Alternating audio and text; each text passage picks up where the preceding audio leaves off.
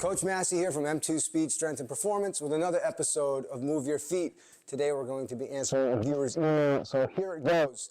Dear Coach Massi, at one of your seminars you had mentioned the dangers of incorrect plyometric jumping.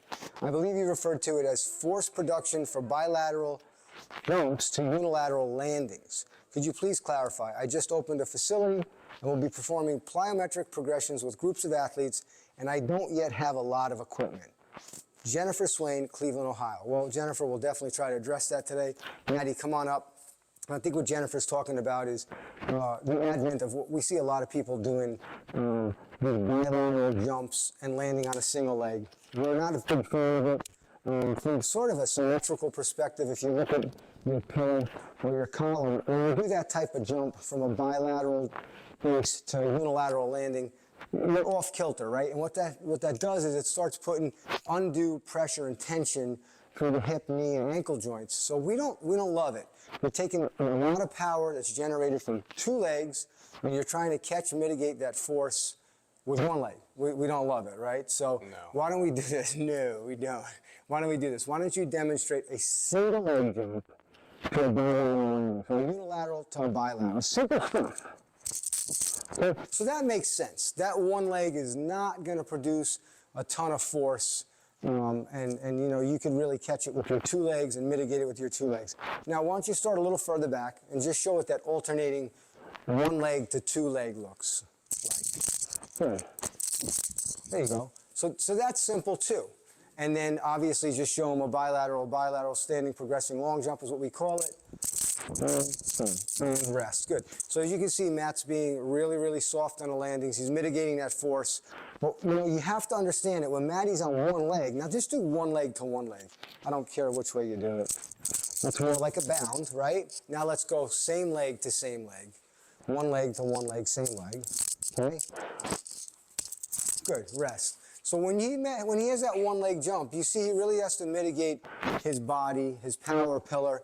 He has to keep his anatomical components in line, because what can happen is you can get a lot of force translated to the knee joint. So Matt, just stand on one leg real quick.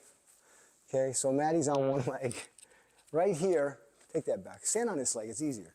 There you go. So right here at this knee joint is where we're looking. During that landing, if you think about it, if you came off two legs and landed on one leg, this is the only post you have, and it's tough for him to keep his balance. That's the only post you have to mitigate that landing. And if he has a single post, it's going to be a little wobbly. And what happens is, somewhere along the line, something's got to give in managing that force production. I'm sorry, managing the force during the landing or the ground reaction forces. So we start to look at the ankle, knee, and hip, and what's going to really happen there. One of our greatest concerns, and it's with female or male athletes, is what happens at that knee joint. And what we've seen happen at that knee joint as we observe people do these more dangerous jumps of the two leg or the bilateral to the single leg catch is we look right at that knee joint and we see that there's a shifting in the knee joint. We also see that there's some torsion. And if there's enough torsion and that foot stays in contact with the ground and another peg doesn't come down to stop it, you're going to get shear. And when you have shear, that's when tears occur. So that's not really good. So one more time for the audience, single leg to two legs. So unilateral to bilateral, landing, soft. Perfect. Show them a unilateral to unilateral, which means let's just go right leg to right leg. We're going to stay on the right leg. So same leg, one leg to one leg. Okay, good. And then lastly, bilateral to bilateral, which is going to be standing progressing long jump. Good. That's it. That's all it is. So it's really simple. Jennifer, I hope I answered your questions. If you want more information as to the real science and biomechanics behind our opinion, we're happy to do that for you. You can just email us at mmscny@gmail.com. And until next time, this is Coach Massi saying greatness is forged, not fabricated. Match your day.